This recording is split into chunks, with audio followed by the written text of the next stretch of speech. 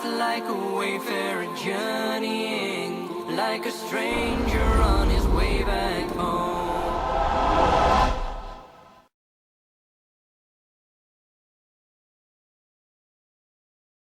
ماشاءاللہ بہت بڑا مجموعہ ہے، اکثر نوجوان ہیں۔ دین دو باتوں کا مجموعہ ہے، ایک عبادت اور ایک اخلاق۔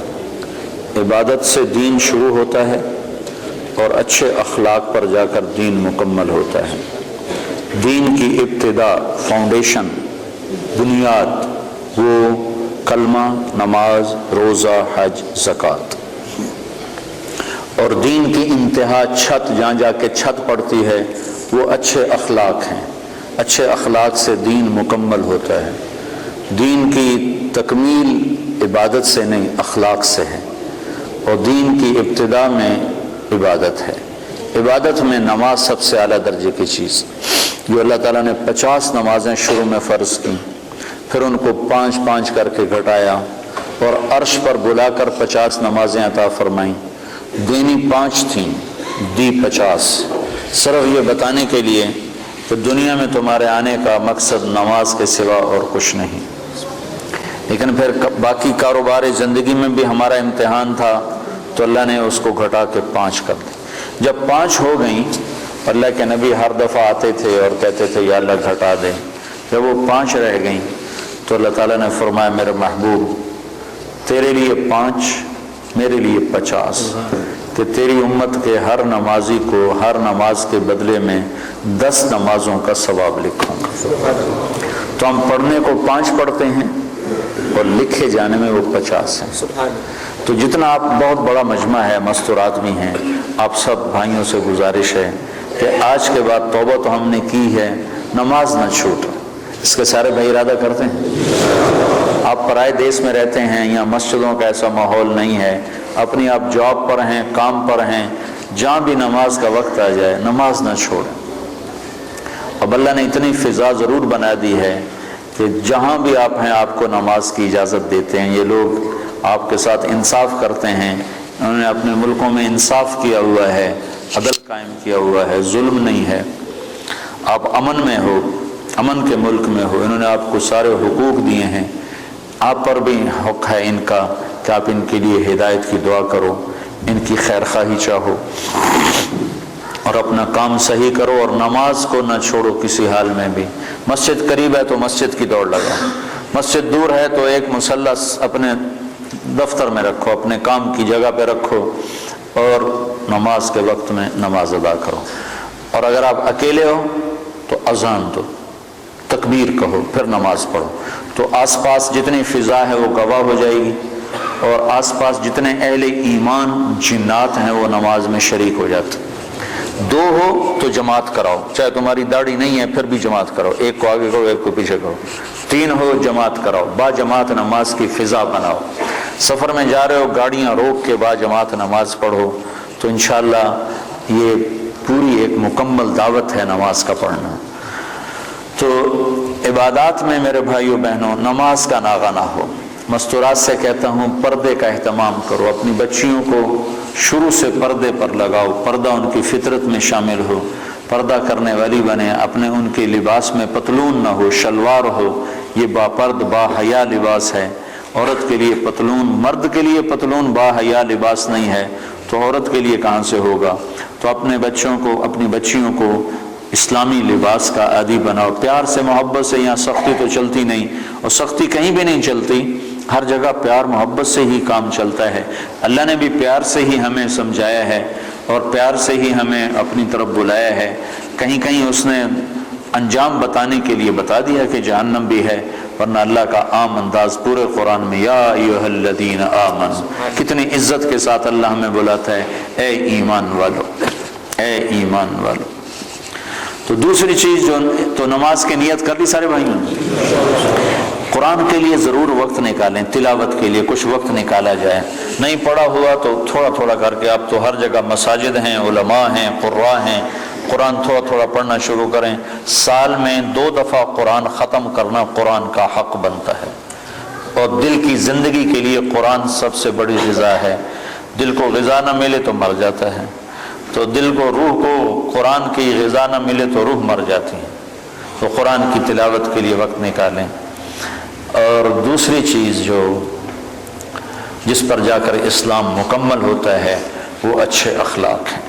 اپنے اخلاق کو بلند کریں، اور سارے اخلاق کا خلاصہ 3 باتیں ہیں: تصل من قطعک وتعطی من حرمک وتعفو عن من ظلمک۔ جو توڑے اس سے جوڑو، جو محروم کرے عطا کرو، جو زیادتی کرے معاف کرو۔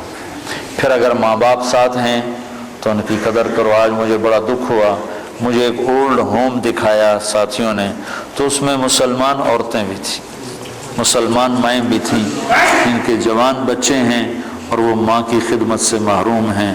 کیا بدبختی کی انتہا ہے کہ مسلمان کے لیے ماں تو جنت کا راستہ ہے۔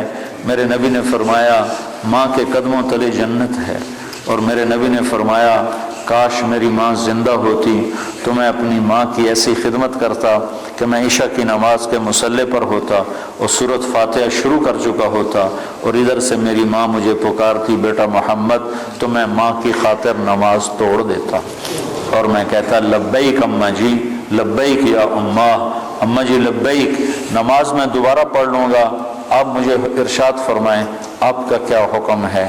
جہاں نبی نے اتنا بڑا مقام بتایا ہو، آج دیکھ کر میرا بڑا دل کٹا کہ مسلمان مائیں بھی اولڈ ہوم میں پہنچی ہوئی ہیں۔ تو اپنے ماں باپ اگر ساتھ ہیں تو ان کو اپنی جنت کا راستہ بناؤ، ان کی خدمت کر کے ان کی دعا لے کے اپنے لیے جنت واجب کر لو۔ ماں باپ کی خدمت کرنے والوں کے لیے جنت واجب ہو جاتی، اور ان کے لیے جنت میں رکاوٹ صرف موت ہوتی ہے کہ موت نہیں آ رہی، وہ جنت میں نہیں جا رہے، ورنہ مرتے ہی سیدھے جنت میں جائیں۔ جو اپنے ماں باپ کی دعا لے لیتے ہیں، ماں باپ کو خوش کر لیتے ہیں، تو اپنے ماں باپ کا مقام سمجھو۔ اللہ کے نبی نے فرمایا جس نے ماں باپ کو ناراض کیا ان پہ اللہ کی لعنت، ان پہ فرشتوں کی لعنت، ان پہ زمین آسمان کی لعنت، نہ ان کی نماز قبول ہے، نہ روزہ قبول ہے، نہ صدقہ قبول ہے۔ تو بھائیو مہربانی کرو، میرا اللہ کہتا ہے لا تقل لهما اف ولا تنهرهما وقل لهما قولا كريما واخفض لهما جناح الذل من الرحمة وقل رب ارحمهما كما ربياني صغيرا۔ میرا رب کہتا ہے ماں باپ کے آگے سر جھکا دو، اپنے بازو بچھا دو اور ان کے غلام بن جاؤ، ان کے آگے اف نہ کرو، ان کے آگے آہ نہ کرو، ان کے آگے ہوں نہ کرو، ان کو میٹھے بول سے بلاؤ، تو تمہارا رب اس پر تمہارے لیے جنت الفردوس کے فیصلے فرمانے والا ہے۔ شادی ہو گئی ہے، ہونے والی ہے، اپنی بیویوں سے اچھا سلوک کرو۔ اچھے سلوک سے گھر آباد ہوتے ہیں، برے سلوک سے گھر آباد نہیں ہوتے۔ اللہ کے نبی کا فرمان ہے بہترین مسلمان وہ ہے جو بیوی سے اچھا سلوک کرتا ہو، اور میں سب سے اچھا سلوک کرتا ہوں اپنی بیوی کے ساتھ۔ اور اللہ کے نبی کا فرمان ہے جنت میں میرے گھر کے قریب اس کا گھر ہوگا جس کے اخلاق اچھے ہوں گے اور جس کا بیوی کے ساتھ اچھا سلوک ہو۔ پھر بیویوں کو سمجھایا اللہ کے نبی نے۔ ایک عورت نے آ کر عرض کی یا رسول اللہ میری شادی ہو رہی ہے، میرے خاوند کا میرے اوپر کیا حق ہے؟ تو آپ نے فرمایا تیرے خاوند کے جسم پر زخم پڑ جائیں، زخم، اور ان زخموں میں پیپ پڑ جائے، گندا پانی سفید پیپ پڑ جائے، اور تو زبان سے چاٹ کر اس کے زخم صاف کرے تو نے اس کا حق ادا نہیں کیا۔ زبان سے چاٹ کر اس کا زخم صاف کرے تو نے خامند کا حق ادا نہیں کیا۔ مردوں کو کیا سمجھایا کہ بہترین مسلمان وہ ہے جو بیوی سے اچھا سلوک کرتا ہو، اور عورتوں کو کیا سمجھایا کہ خامند کی اطاعت آپ نے فرمایا اگر میری شریعت میں سجدہ جائز ہوتا، میری شریعت میں اللہ کے سوا کسی کو سجدہ نہیں، اگر سجدہ جائز ہوتا تو میں عورت سے کہتا اپنے خامند کو سجدہ کرے، یعنی اس کی اطاعت کرے۔ اور مردوں کو سمجھایا کہ سب سے بہترین خرچ بیوی پر خرچ کرنا ہے، بچوں پر خرچ کرنا ہے، اور بہترین مسلمان وہ ہے جو بیوی کے ساتھ اچھا سلوک کرتا ہو۔ تو یہ اچھے اخلاق ہیں، آپس میں رہو، پیار محبت سے رہو، لڑائی نہ ہو، آپس میں جھگڑا نہ ہو، آپس میں بائیکاٹ نہ ہو، آپس میں آپ کسی سے لڑے ہوئے نہ ہو۔ کوئی مسلمان ایسا نہ ہو جس سے آپ کہو کہ میں اس سے نہیں بولتا، میری اس سے بات چیت بند ہے، ایسا ایک بھی نہ ہو۔ اگر کوئی ہے تو اٹھتے ہی توبہ کر کے اس سے معافی مانگ لو تو اللہ کے دربار میں آپ کا مقام بلند ہو جائے گا۔ جب دو مسلمان آپس میں لڑ پڑیں اور وہ صلح نہ کریں تو اللہ تعالیٰ ان کے اعمال مردود کر دیتا، نہ نماز قبول، نہ روزہ قبول، نہ حج قبول۔ تو اللہ تعالیٰ فرماتا ہے جب تک یہ صلح نہیں کرتے ان کا کوئی عمل قبول نہیں ہے۔ اللہ تو آپس میں پیار محبت سے رہو. آپ پرائے دیس میں ہو, نہ مذہب کے نام پہ لڑو, نہ رشتے ناطے کے نام پہ لڑو, نہ آپس کی سیاسی باتوں پر لڑو. پیار محبت کی فضا قائم رکھو. اللہ کو بہت پسند ہے ایک دوسرے کا خیال کرنا. ایک آدمی آئے گا قیامت کے دن تو اللہ تعالیٰ کے فرشتے کہیں گے یا اللہ اس کے کھاتے میں کوئی عمل کوئی نہیں, اس کے کھاتے میں کوئی عمل کوئی نہیں. تو اللہ تعالیٰ فرمائیں گے ہاں بھائی کوئی ہے تیرے کھاتے میں عمل یا خالی ہو؟ کہے گا یا اللہ ایک ہے اور کچھ نہیں, ایک ہے اور کچھ نہیں. اگر تو اسے سمجھے تو ایک ہے. کہ کیا ہے؟ کہ میں کاروباری آدمی تھا, جس کو پیسے دینے ہوتے تھے اس کو تنگ نہیں کرتا تھا, موقع پہ پیسے پہنچاتا تھا, اور جس سے لینے ہوتے تھے وہ جتنا ہی تنگ کرتا تھا میں اس کو تنگ نہیں کرتا تھا, میں چپ کر کے واپس آ جاتا تھا. کبھی اس کو بے عزت نہیں کیا. ہمارے ہاں تو پاکستان میں تو بہت ہوتا ہے, چونکہ کام ادھار پہ چلتا ہے, یہاں بھی ادھار پہ ہی ہے سارا کام. تو ادھار پہ کام ہوتا ہے تو جس نے لینا ہوتا ہے وہ گالیاں نکالتا ہے, جس نے دینا ہوتا ہے وہ انکار کرتا ہے. تو وہ کہنے لگا یا اللہ بس ایک ہی تھا میرا, جو نہیں دے سکتا تھا اس کو معاف کر دیتا تھا, جو پھیرے لگواتا تھا اس کے پھیرے لگا لیتا تھا, اس کو کہتا کوشن, اور جس کو دینا ہوتا تھا اس کو موقع پہ دیتا تھا.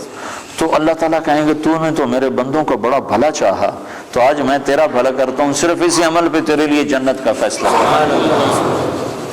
تو اللہ کے بندوں سے بھلائی بہت بڑا عمل ہے, بہت بڑا عمل ہے. وقت کے جنید بغدادی بن جاؤ, دو کام کر لو. ایک زبان پہ قابو پا لو, تمہاری زبان سے کسی کا گلہ نہ ہو, کسی کی غیبت نہ ہو, کسی کی چغلی نہ ہو, کسی کی شکایت نہ ہو, کسی کو گالی نہ دو, کسی کے لیے برا بول نہ بولو. ایک اپنے دل کو بغض سے صاف رکھ لو, تو انشاءاللہ وقت کے جنید بغدادی اللہ تمہیں بنائے گا. تو یہ چند باتیں تھیں آپ کی خدمت میں عرض کرنی.